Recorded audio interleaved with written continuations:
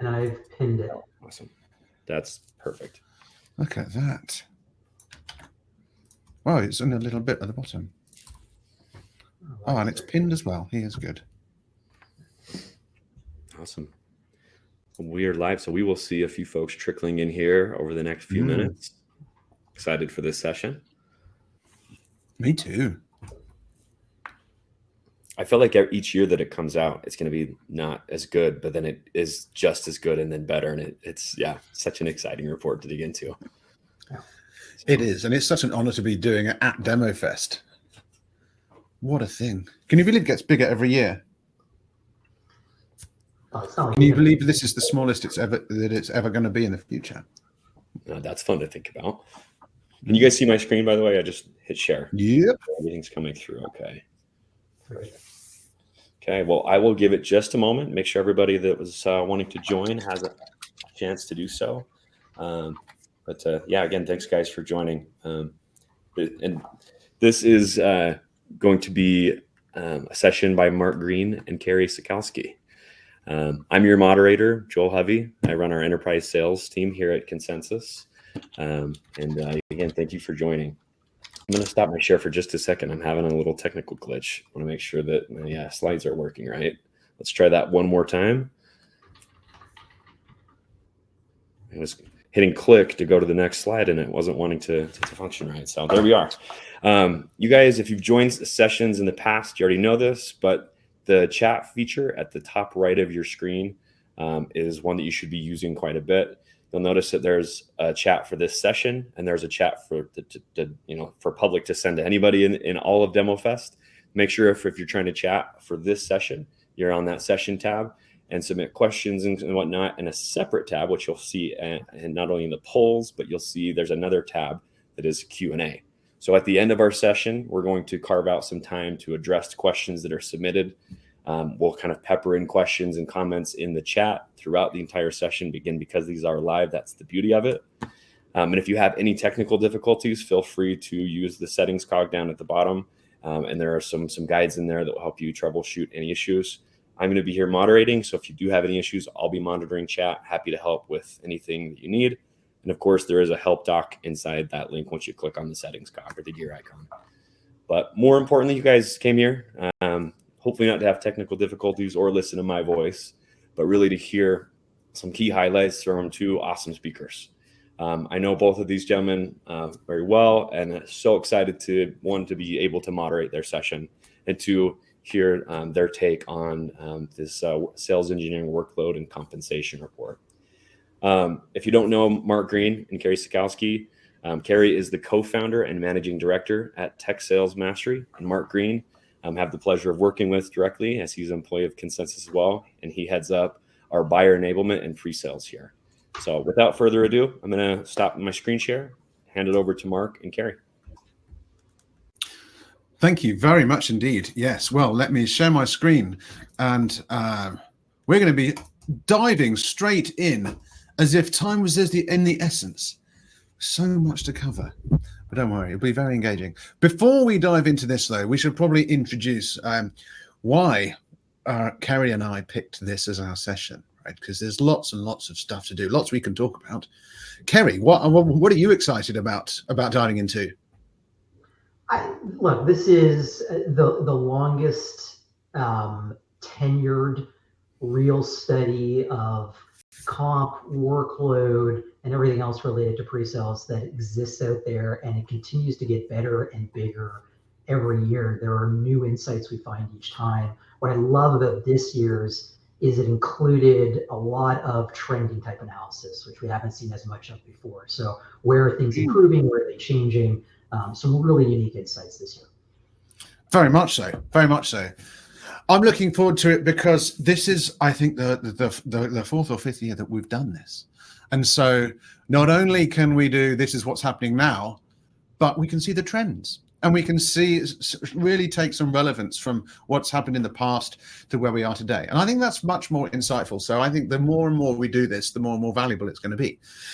One thing that Kerry and I were wanting all the participants and the audience to do is in the chat down the bottom right-hand side, we'd love to know What job do you do? So we've got all kinds of different people that visit the sessions here at DemoFest.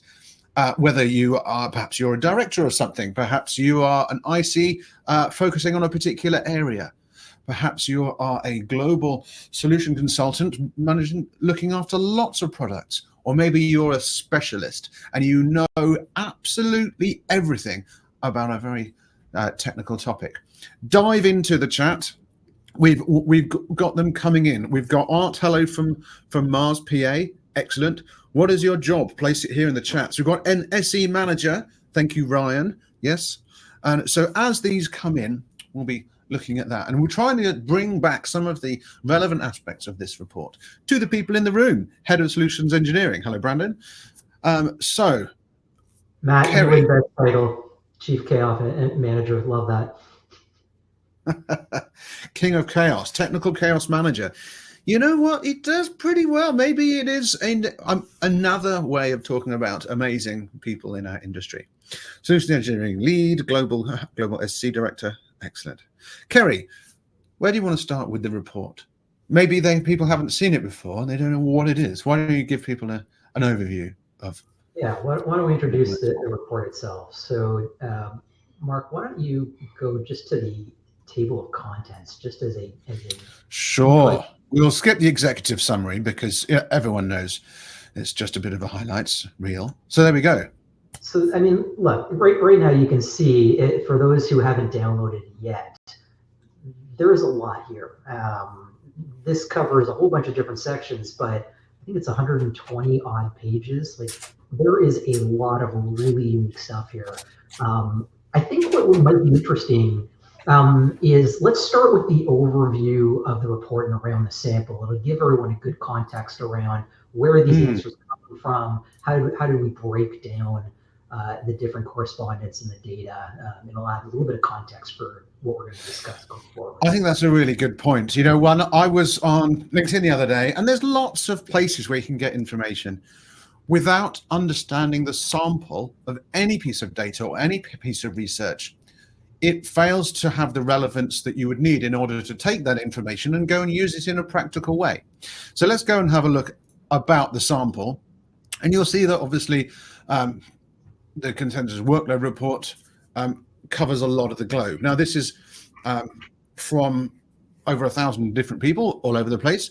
You can see the areas where people have been. We would love it to get further next time. But then that's because we're never satisfied. We would like the whole world of people to do it. However, in terms of the representative nature of the sample for the people that are attending DemoFest, it balances fairly well. What do you think? I think that what's nice about this is, unlike previous reports where it was really it wasn't that it was North America focused, but the North American numbers were probably the only ones that were large enough to be statistically relevant sample sizes.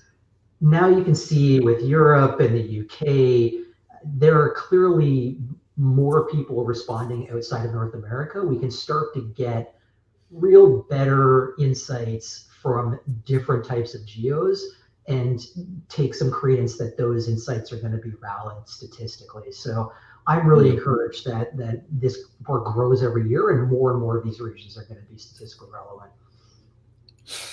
Yes, and you can trust what Kerry says because he uses words like validate it statistically, whereas I say things like the data looks good. So this is why you've got both of us on the call here.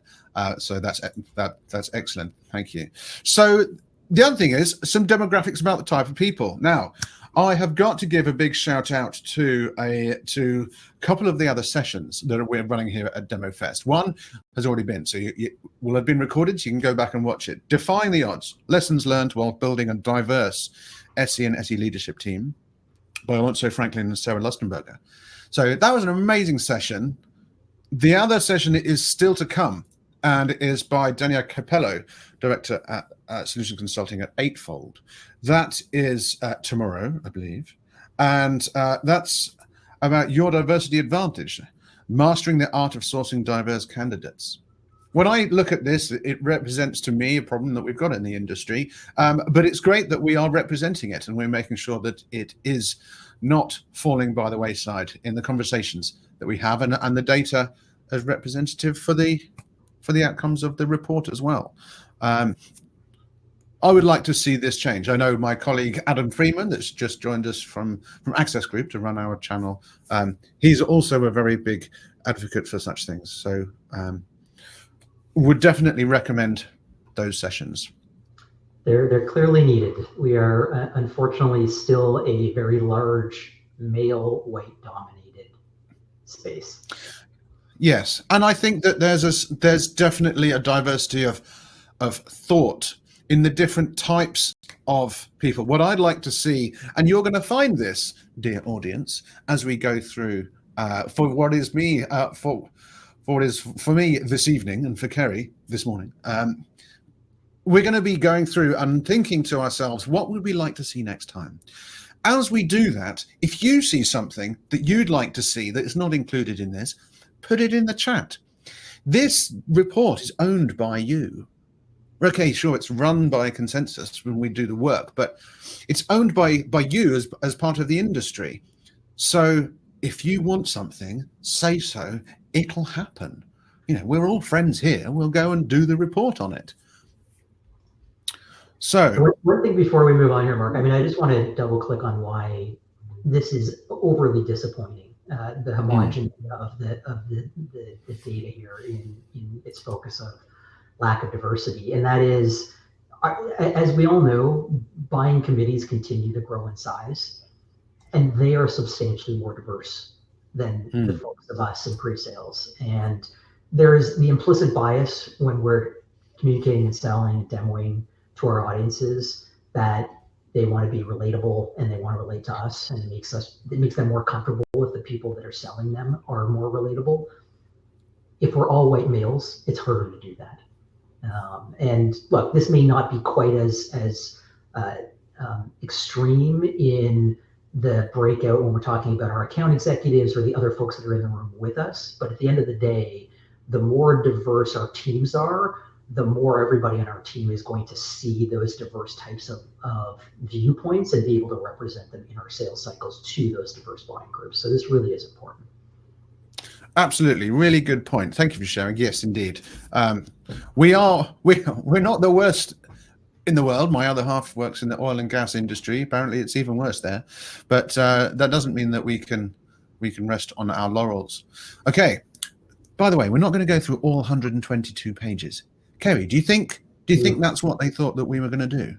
And they're like, okay, so it's 12 minutes past. We're at page 11. They need to hurry up. Don't worry, we're not going to do that. We are going to pick out the main things, but the sample is very important. So we're going to spend a little bit of time on that. In terms of company information, what are your thoughts there, Kerry? Look, this is a little bit more diverse, which is kind of nice. I think there's some weird outliers here. So for example, who are those 3% of folks that just support professional services? Are they really pre-sales people? I guess maybe, but that's a unique one. I think there's the interesting idea here that when we tend to think about pre-sales as an industry, I think everyone immediately just thinks about software. There's clearly people selling hardware as well. And I don't know that a lot of the enablement that we do in pre-sales really addresses hardware. And so that was sort of interesting to me too. But clearly a third of our folks are really selling services as well. And that may be a reflection that they've come from services. That's clearly a pretty viable and common place for us to source new team members. But it's odd for me that they would continue to support those groups unless the definition of support is flexible. Like if we're talking, we need to have an effective sales to service handoff, then that makes sense. But it would be odd for me given the real different kind of mindset when we're in services versus pre-sales that we would really be supporting professional services. Very much so. Well, you know what's amazing, right? In 2022,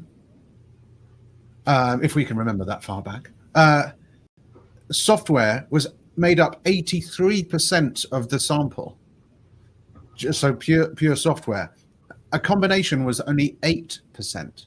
So what we're seeing represented here is an increase in the number of pre-sales focused people who are reporting that they now sell or communicate about both software, but also the wrapper of value around it, the ability to make the change within those organizations.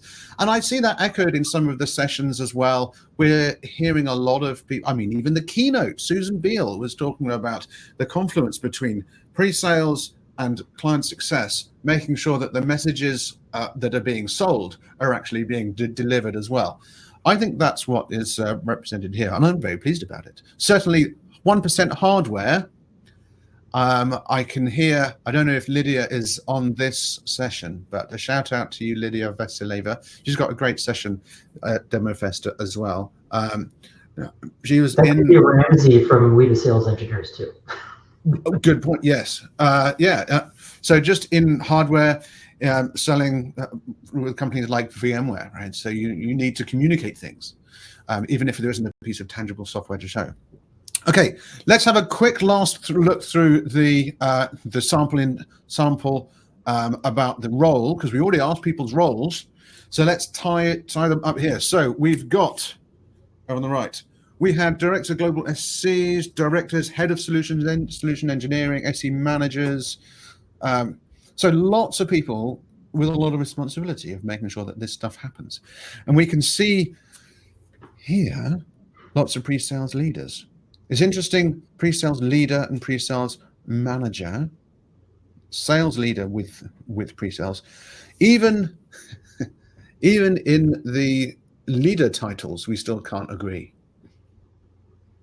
Well, so I'm going to put on my, and I'm dating myself, but back in my college days, I took a statistics course because most of us did.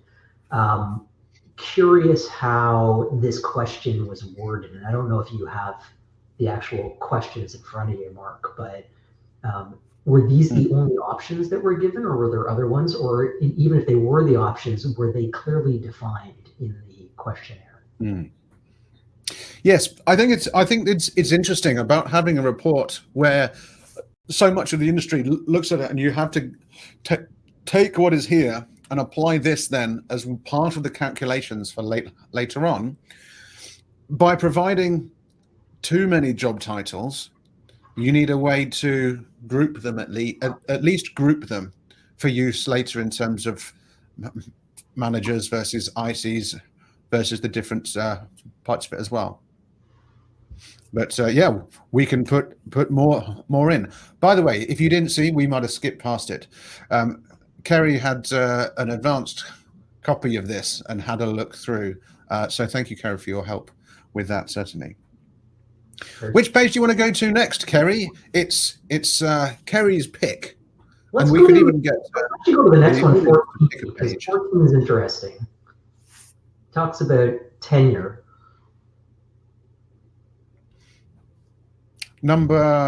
Which number, sorry, did you say?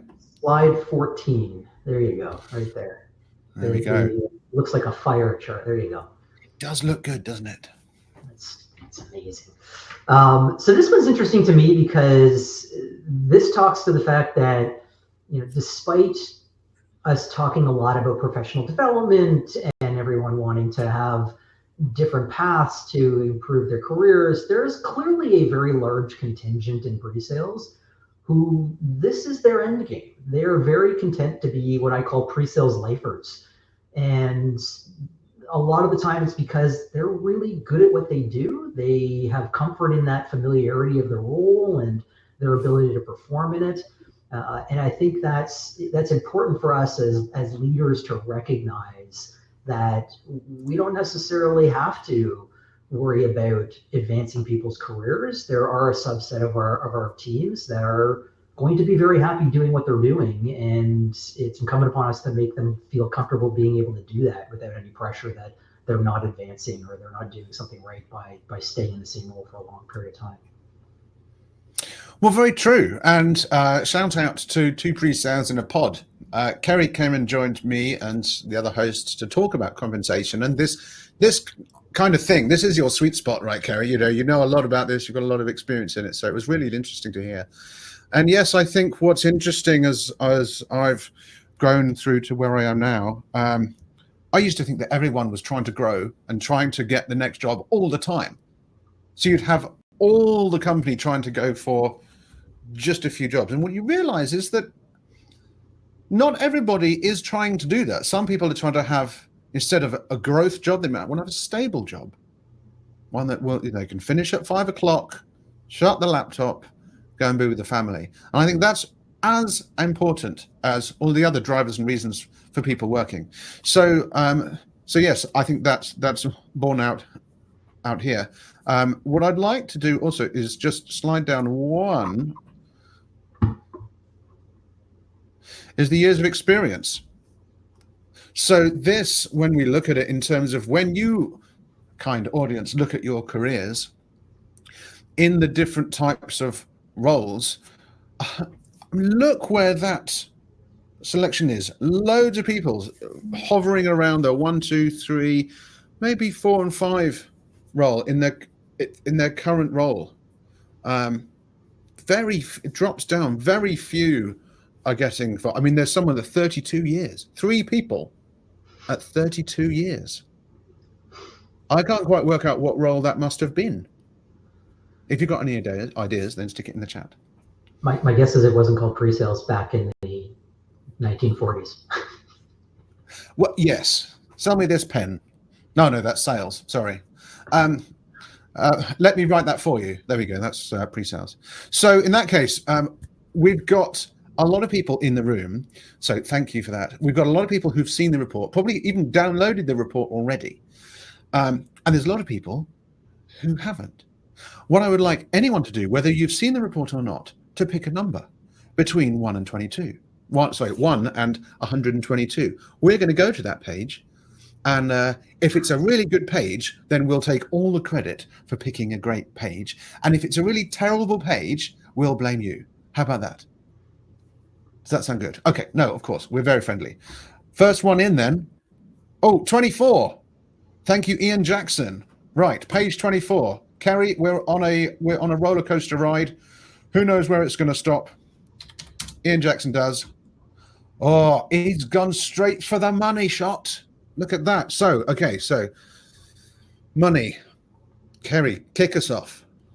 So anyone who's heard me talk about comp before, I spent about a decade in the comp management space. This is a very near and dear topic to my heart. And the one thing about this report that strikes me is, and it's the same thing every year, unfortunately, is how unbelievably low the number or percentage of people in pre-sales are that hold an individual component for quota.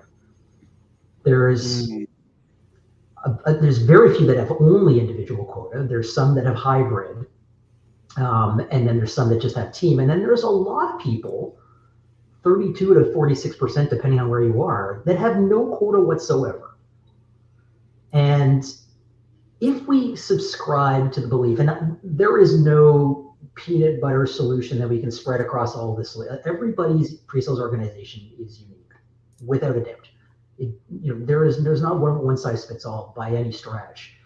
But if we subscribe to the idea that we are in sales, then presumably we should have at least some of our comp tied to that performance.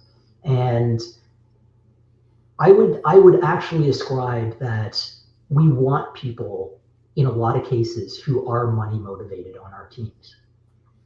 They shouldn't be solely money motivated, but I always looked for money motivated folks on my team because they were the ones that were the hungriest. We're going to be very happy to work the longest hours, put in the extra effort to outcompete versus what our competitive vendors would do.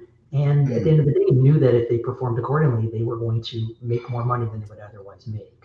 I think the challenge with either no bonuses or only team-based bonuses in a lot of cases, and I recognize there are structural challenges around the ability to equitably give individual quotas.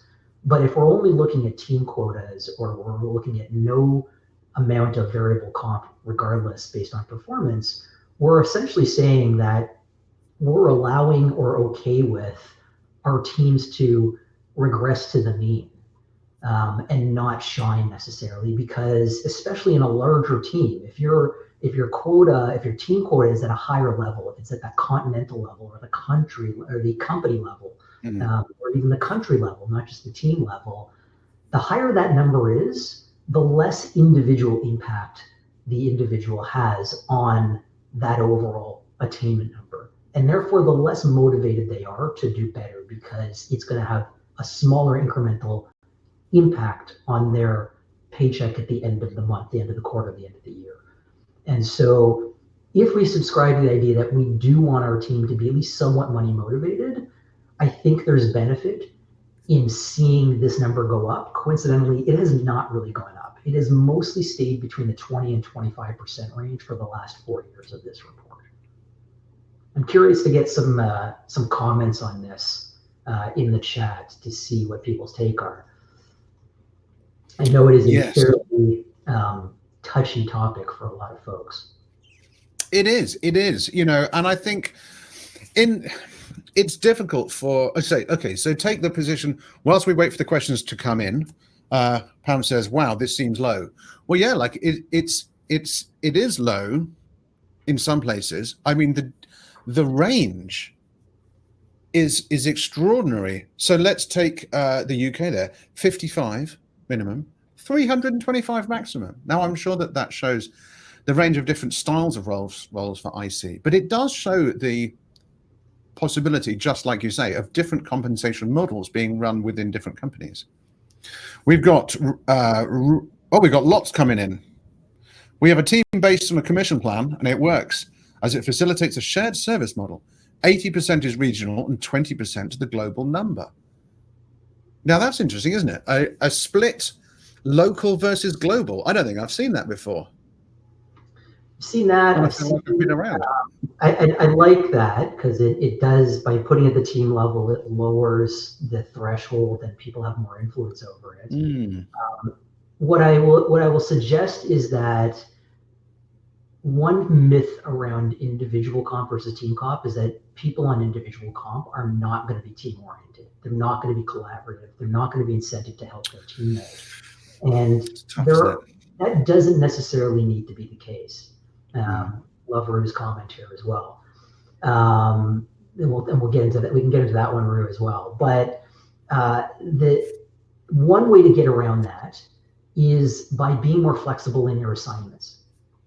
If you can do it, a lot of time you can't. If you've got a direct model where a specific SC is supporting specific AEs, it can be very difficult to do that, because if they get stuck in a crappy territory or with crappy sellers, they're going to have no control a lot of the time over the ultimate number that they end up bringing in. But if you allocate out your pre-sales team at a level above the AEs, so for example, one of my clients right now, all of our SCs are assigned at the continental level.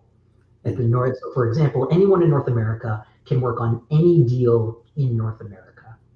And because of that, they're able to more equitably allocate opportunities to each of the SEs such that they have an equal sort of pipeline to quota ratio. They all hold individual quotas.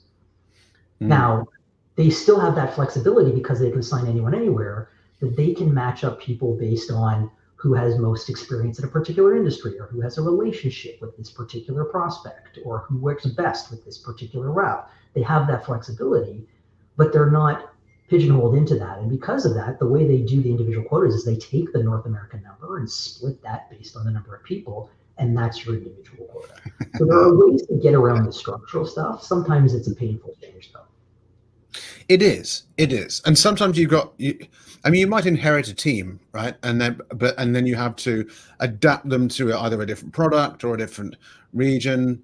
And that can be difficult. But if you're building it, just like you say, usually you've got a target to hit, you work out how many people you're going to need to service the needs of the business. And that's how much it's going to cost you. Problem is, that's not how the world works anymore. We're seeing so many people, like Todd in the previous session was just saying, as Mark's mentioned in the chat there, when people create digital content, the time that we have, that they have, scales exponentially. So technically the impact that they're able to have in the time that they have also scales. So there has to be a way to measure that. And I think that's starting to then inform compensation. I don't think it's there yet. I hope it gets there. It's likely to, because the content that's being consumed is being measured exactly. So instead of a science of how many demos were you available for, how many people do you need, how big a team to service the needs of the business, you can work it around the other way with exact numbers. Shall we dare go to the next page, Kerry? They don't know what's on the next page. But remember all of the job titles. Yep, it's the leaders. Oh, everyone's trying to find themselves on the chart, saying, where am I? Do I use this to go to my boss and say, oi? At which point, of course, they'll just give it back to you and say, well, fine, go and get another job. I don't have any budget. But this opens up a bit more of a conversation. That said, there's so much going on in the chat. It's fantastic. So what I did like in here, so there was just because there's a team goal doesn't mean there's a team mindset. And of course, that applies to leaders as well. If you've got various different levels of management. And so what do people think about the leader salaries and the ranges here? Not necessarily the numbers, because it's obviously a range. There's a leader there, 57, the leader, 923. I think we'd all like to go and find out who the person was that put 923 grand in the Max UK one, and we'd like to find out which company that is, how they managed to do it, or how much of a target is on that person's head, right? Perhaps they have an enormous target to hit. It's a really good point. This would definitely be so well done more them. useful if we stratify it by the level of seniority, for sure, or the size of the team. Yeah. Mm. What's fascinating to me on this one is there are managers who do have a personal only quota. Now that may have been an interpretation problem based on the question, but it would imply that they are also carrying their own bag. So not only are they compensated for their team's performance, they are also acting as an IC and holding their own individual number as well, which is interesting. Yes, large amounts of stock as well. Yeah. Quite amazed to see quite so much in Australia and New Zealand, although next time perhaps we could get more data to make the results more representative. But certainly 68% in the US, certainly stock is a big motivator for leaders there. Well, the other angle there too is if we think about the macroeconomic trends and the fact that, over the last couple of years, tech's had some issues and a lot of layoffs and things like that, it's arguably a lot cheaper to acquire good talent by offering equity. Yes. Right. We've done comp. What's next? Workload. Oh, we do have a comment. I find it limiting for leaders to have IC responsibilities, as this holds them back from being able to drive strategy and forward progress as the org requires more time and focus. Absolutely. Yes. Absolutely. In fact, good friend of ours, Malcolm Murphy, is presenting at Demofest. He said there's 3 buckets. You should, if of the things that you should be doing as a leader, and if any of those buckets is actually doing IC work, you're not a leader. You're being distracted. So yes, completely support that. And or are you competing with your team to take the best deals? It's no competition. They don't get to pick, you do. So let's have a look then at workload. So we can see a trend, of course, now. So it is on page number 58. So let's change to page number 58. And right. This is not very pre-sales like, is it? It's just a bunch of words and numbers on a screen. We'll move on from this slide very briefly. Go to slide 64. It's a better representation of the same data. The spaghetti slide. Yes. I'm guessing you mean the spaghetti slide. I also like that one. Shall we go down here? 64. Look at that. There we So, go. why don't you explain for people that haven't seen this before, what is going on here? So this is the difference between the amount of time that we're spending on each of these disparate tasks in our role versus our perception of their importance. And there's some serious misalignment here in a lot of different stuff, as you can see. Now, technical demos is pretty close, 1 to 3. Intro demos is very clearly the biggest outlier. We spend way more time. Clearly, these are not consensus customers. On intro demos, then clearly their importance. They're the second most time-consuming thing and the second least importance at the end of the day. Now, I would argue we always want to win every meeting, and so they do have some importance, but you're probably not losing at the, or hopefully you're not losing at the intro demo stage. So this yes. I think it comes down to the time you spend doing things, right? So Doug said this morning at the kickoff that buyers spend 17% of their time communicating with the vendor. That 83%, they're doing other things. And so if you're going to spend that 17% doing a general overview, I mean, this is a story as old as time. Don't let it be the generic stuff. Do it the thing that pre-sales are the absolute gem for, the deep discovery, the custom demo, the real relationship building. Absolutely love it.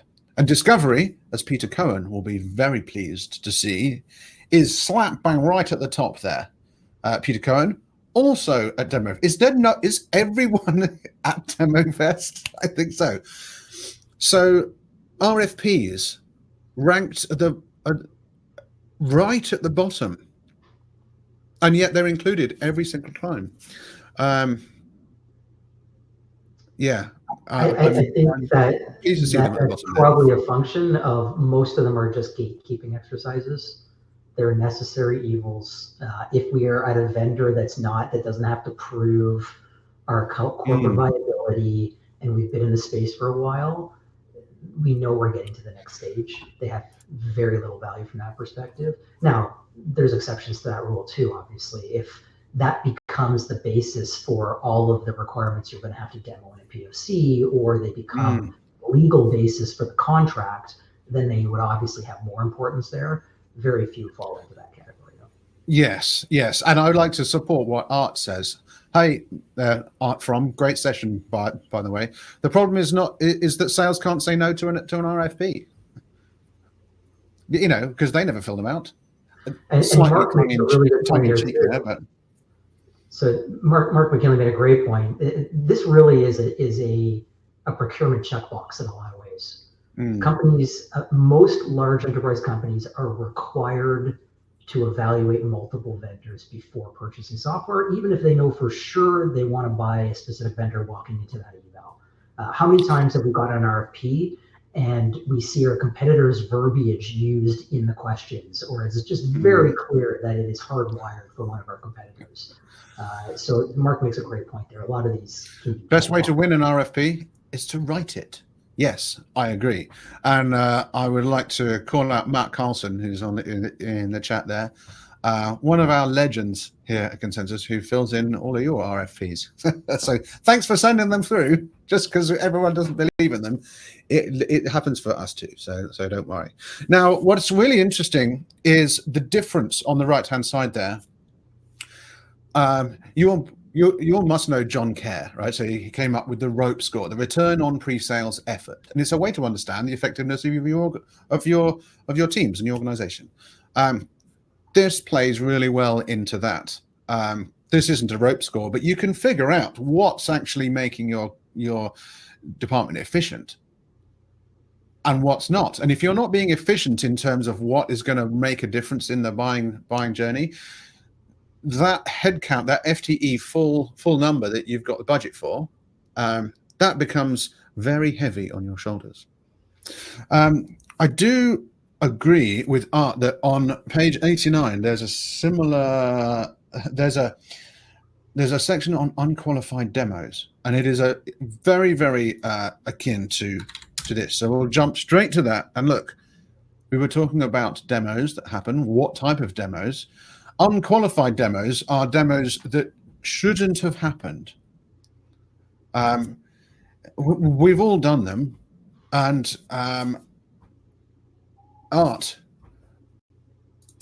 see if you can whack into the chat the thing that you so Art says it's appalling. I think it's a great word. It is. Doing unqualified demos wastes time. It hurts me. It upsets me that we are still sending people over the top, into battle for no reason, for deals that weren't qualified. But I think the more and more we have data in our world, the more and more we'll be able to push back. So yes. I think the other challenge here, Mark, I'm going to twist it on the other side of the fence. Which, why do we have unqualified demos? Clearly, because qualification is not working. And a lot of times, that's because the comp plans for the BDRs or the AEs, whoever's actually pushing them, is misaligned. Now, normally the AEs is just based on closed revenue, but BDRs, a lot of the time, you'll see inside sales orgs or BDR organizations where they're comped based on the number of leads they pass that get into a sales qualified lead, or the number of leads that become a demo. And that drives artificial behaviors, obviously. So a lot of times the easiest way to help work on this, aside from using a tool like Consensus, is to really investigate how the BDR team is compensated and make sure that it's aligned with what your corporate goals are. Yes. In fact, the misallocation of what we're doing, you'd think after trying to shout to everyone about the report and see what's going on, it would be getting better. But it's not. This gap is actually getting worse. So we asked you all last year how life was doing. And then we asked you this year how life is doing. Apparently life's not doing as well. Now, there's been a lot of turmoil in the industry. And when that happens, I think people tend to revert to type. You get perhaps sales leaders who see pre-sales as support, just directing more of what happens, because they're under more and more pressure and they're less willing to try new ideas. What do we think? Are we seeing less willingness to try new things or not? I did an earlier session today on how to learn effectively, and part of it was that the main problem around enablement today is there's just so much information that we're required to know, but more importantly is there's just so many directions that we're pulled in pre-sales. We're supporting, as you showed earlier, all the different functions: customer success, marketing, professional services, sales, the BDR org, and business development, even in some cases. And so it's not surprising to me that some of them are asking for stuff that they don't know how to qualify. And we struggle to say no to everybody a lot of the time. I think that's part of it is we are so stretched thin in different directions, and we get those asks from everybody that sometimes it's even just easier to say, yes, I'll do it and move on. Well, I mean, you couldn't have planned it better. If we look at burnout, people are being stretched for different directions. So occasionally stressed, almost everybody, and a whole load of burnt out. I think as an industry, we're more resilient than we think. So I think we are more burnt out than we report. So I'd like some more diving into this. Certainly, I think partially it's because we love what we do quite often. I think because the thing that we do is the thing that we love, the more we do of it, the more we're going to love it. I don't quite like that. I would prefer that we played the game more efficiently. Like Mark McKinley says in the chat there, we need to deflect more. What was your phrase, Mark? I'm going to find it. Probably too late. Digital deflection. should kick in at some point. I think that's fantastic. I think we should, Mark, you just coined the phrase digital deflection. Perhaps it's a factor of too many sports analogies that I don't know anything about, but Mark McKinney does. Slide 104, Art is saying that there's a very impactful in relation to this. So just so that we're clear, we're looking at the cost of burnout, the key drivers. So what is it that's actually doing it? Well, the percentage of unqualified demos seems to be pretty key there. But yes. So for 104, Art says the commentary increase regardless of rank. It's also akin to the burden of supporting 10 additional products or undertaking 4 extra demos in a week. So, okay, story time. I met a guy called Harry once. I won't say which company, but he did 10 demos of the same thing a day. Now, when I'm sitting in a room and someone says, oh, I do 10 demos of that every day, the cynic in me, or maybe the pre-sales person, goes, yeah, are you sure? Really? Do you? No, seriously, he did 10 demos a day. And it was because there was not at that point there was no pushback mechanism. There wasn't a request for pre-sales help. He just got booked in by all the salespeople, just added him to the meetings, and all again and again. I mean, it was just awful. Thankfully, the world has changed for him now. It's much better. He can send a demo to solve that. But certainly, yes, supporting additional products is something that wasn't available before. Dan, our sales leader, was talking to someone, and he said, how many products do you sell per cycle? And the answer to that person was, well, 1, maybe 2. Well, how many products do you have that would help that customer? Oh, about 6 or 7. And so, of course, that is, how are you going to get, okay, well, we've got these 6 or 7 experts in a room all trying to say their piece and let the buyers understand it, all in that 17% of the time, which, as Mark McKinley further up said, that's not say you don't get 17%. All the vendors get that 17%, and you have to fight in that. What do you think about burnout, Kerry? I think it's apropos. I think the scary thing about this for me is what we're not thinking about is the impact on quality.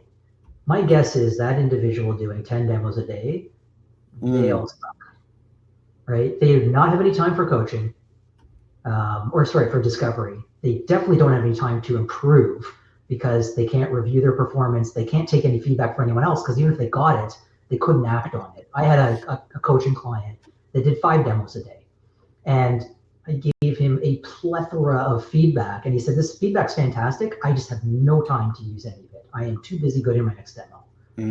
So I think that's the problem here. I think when we think about demo dollies, that is the definition of demo dolly. So when we're thinking about workloads, we need to think about not just how many demos can they do, how much prep is really required for each of those demos to be effective, and work backwards to figure out what their capacity is.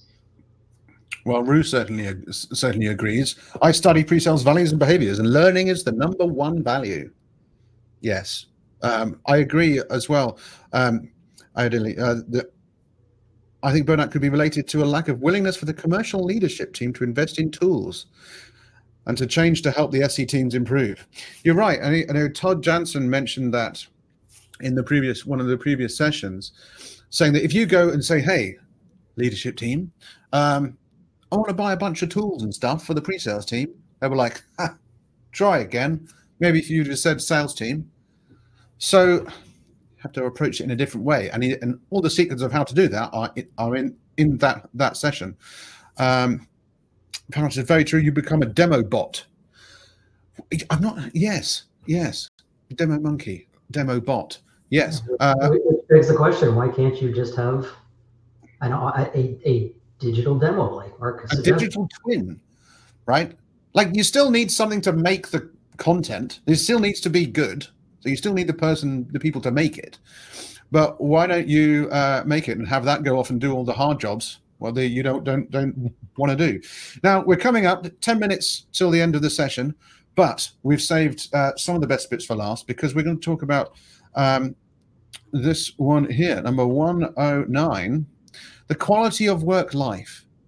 If we're going to do anything with the data in this report, I think we can use it to improve not only the businesses that we're in and the ways in which we run them, but the people in it and the lives of the people there as well. So what do leaders want? Most, they want to remove repetition. What do they want? They want to remove repetition, he says, ironically. And they want to hire more budget. Why do people not want? People want to hire more than they want more budget. I'm not quite sure how that works. I don't know what they're paying those people, but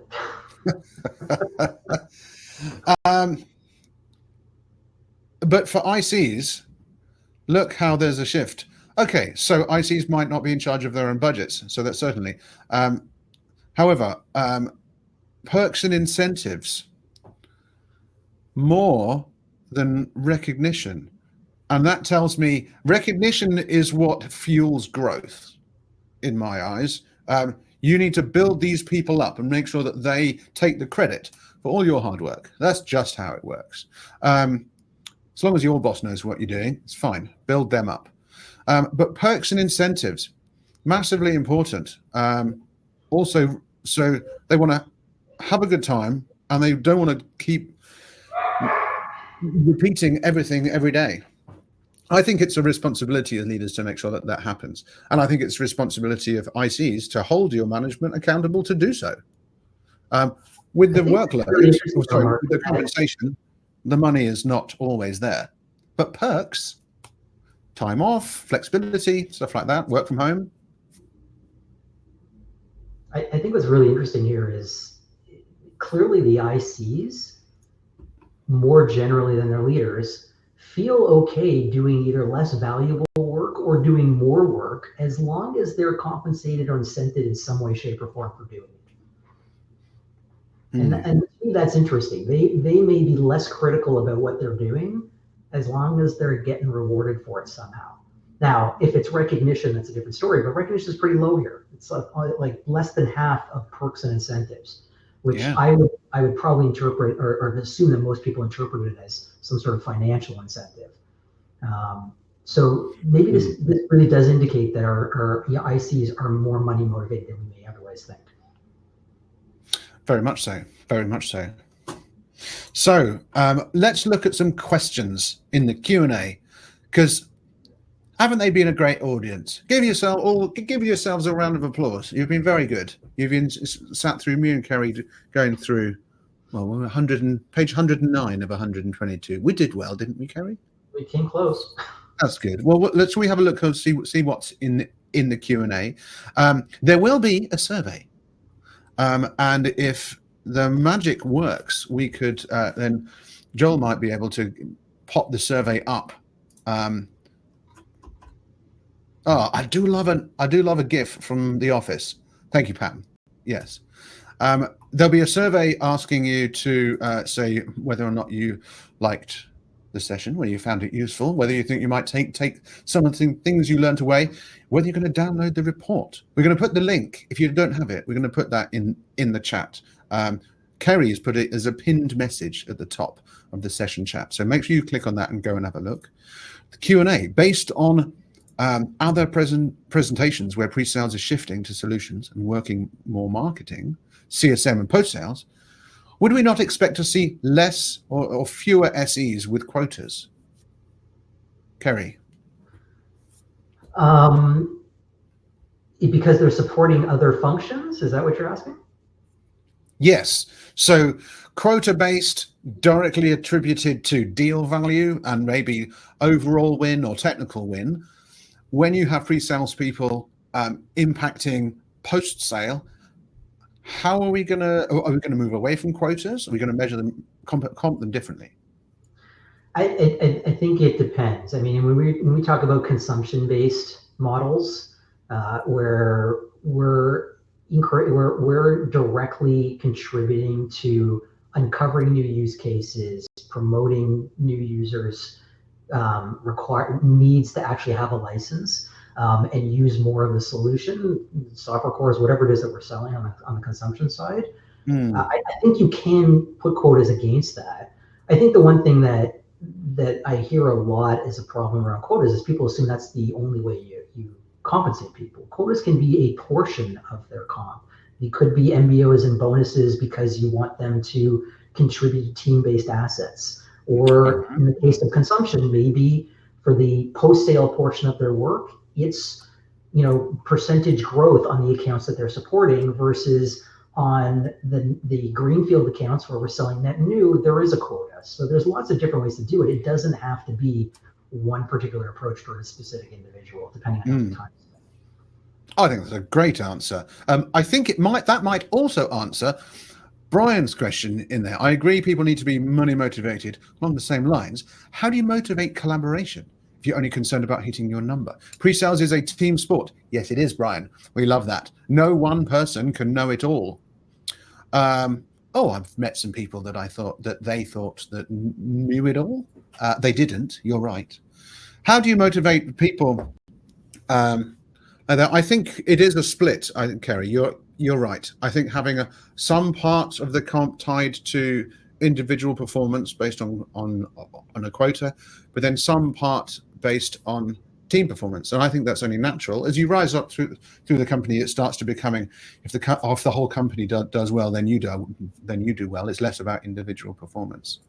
It's also about culture. The best leaders instill a culture of camaraderie and collaboration where I don't need to be money motivated to help you because it actually is going to help me if you win your deal, because I'm going to have another example of a recent customer or another reference that I can use in my sales cycles. Or if I help you, I know you're going to scratch my back later.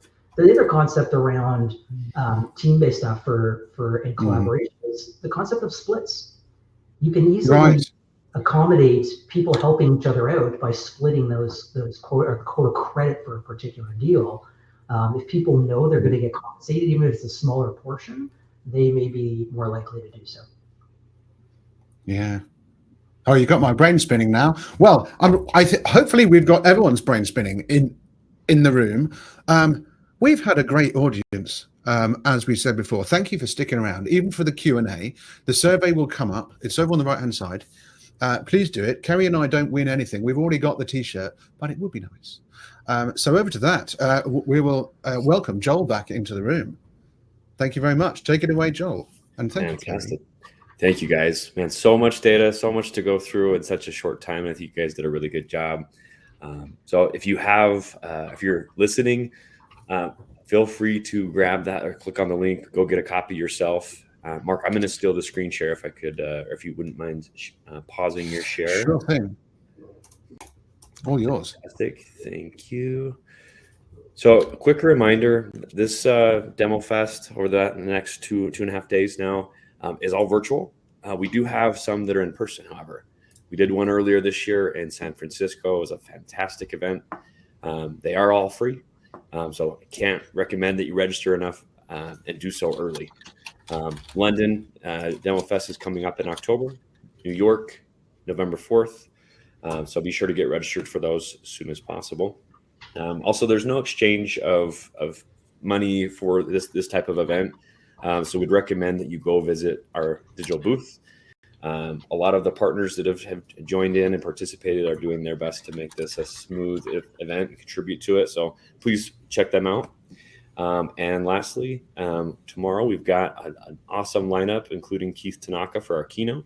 So definitely join us again tomorrow. And thank you, first two speakers, Mark and Kerry, again, for all that you've shared and the insights you've shared. Thank you, everybody who participated in the chat, in the Q&A, and we will see you again shortly. Thank you very much. Bye. Enjoy the rest of the conference.